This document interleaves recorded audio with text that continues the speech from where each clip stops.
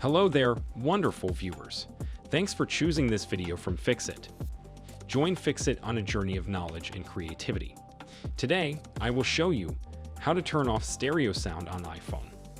Remember to subscribe and click the bell icon so you don't miss any Fixit magic. Let's get started.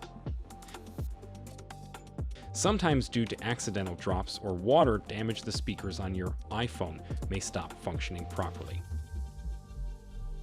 This can be quite frustrating, especially if you enjoy listening to music or watching videos with stereo sound. Luckily, you can still enjoy audio playback through one speaker and avoid any imbalance in the sound quality. Open up the Settings app on your iPhone.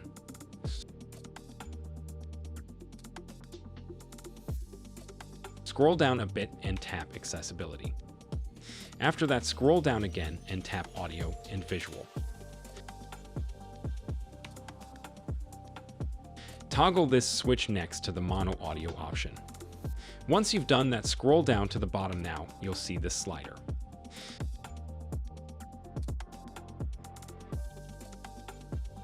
So you want to move it all the way to the right or all the way to the left, depending on your situation.